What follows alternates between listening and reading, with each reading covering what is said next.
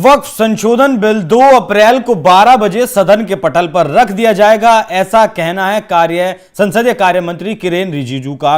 और इस बिल का समर्थन एनडीए के जितने भी दल हैं वो भी करने वाले हैं। इस बात की भी पुष्टि पूरी तरीके से हो चुकी है, क्योंकि जेडीयू की तरफ से अपने सांसदों के लिए एक व्हिप जारी किया गया जिसमें कहा गया है कि 2 अप्रैल से लेकर 4 अप्रैल तक सभी सांसदों को सदन में मौजूद रहना होगा, सदन की पूरी कार्रवाई में मौजूद रहना होगा।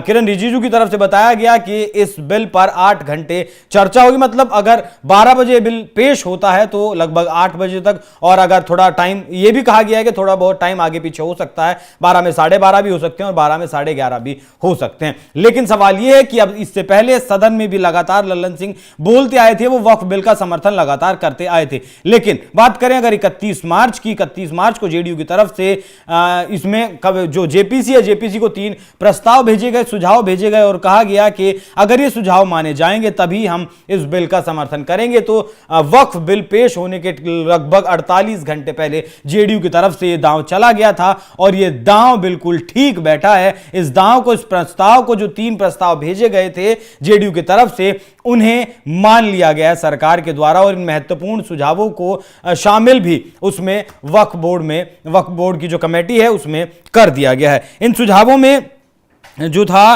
पहली चीज तो सबसे जरूरी ये थी कि जो पुरानी मस्जिदें, पुरानी दरगाहें, पुरानी खानकाहें या फिर मुस्लिम धार्मिक स्थान जो हैं उनसे छेड़छाड़ नहीं होगी, जो कानून या फिर ट्रस्ट के मुताबिक बनाए गए हैं। इसके अलावा जो औकाफ की सूची गजट में प्रकाशन के 90 दिनों के भीतर पोर्टल पर अपडेट करनी होगी।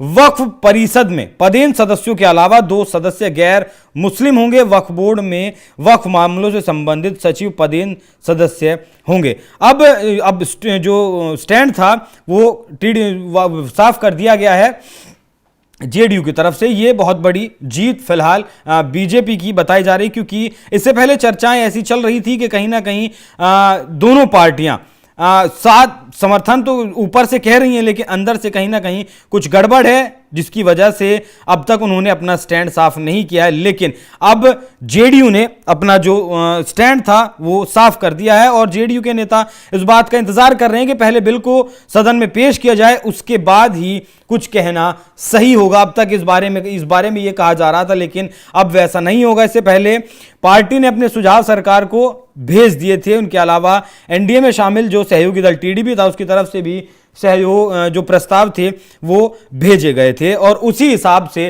फिर संशोधन भी कर दिए गए हैं।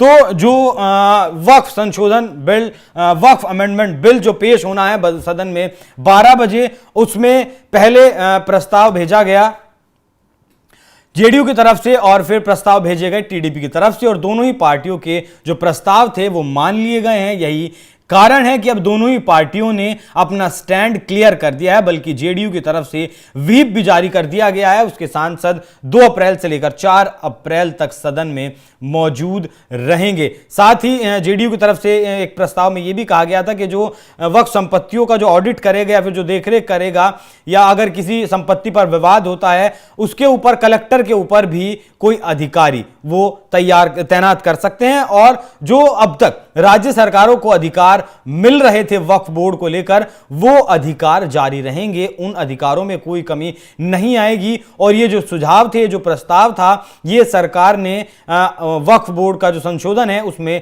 शामिल कर लिया, जिसके बाद दोनों पार्टियों की तरफ से अपना अपना स्टैंड क्लियर कर दिया गया। तो अब कोई शंका या सुझाव नहीं है जिसमें यह कहा जाए कि वक्फ बिल अब पेश होगा तो जरूर, लेकिन कहा जा रहा था पेश तो हो जाएगा लेकिन पास करवाने में दिक्कत होगी, क्योंकि 293 सांसद एनडीए के पास हैं और बीजेपी के पास 240 हैं। सहयोगियों के सहयोग से ही वो इस बिल को पास करवा सकती थी और अब सहयोगियों ने पूरी तरीके से समर्थन दे दिया है। जिन नीतीश कुमार के बारे में अब तक स्टैंड क्लियर नहीं था, उनके बारे में स्टैंड क्लियर है। तो कल यानी 2 अप्रैल को आप देख सकते हैं कि सदन में वक्फ बिल पास हो जाएगा। बाकी इस पूरी खबर पर क्या कुछ आपकी राय कमेंट कर में जरूर बताएं। धन्यवाद।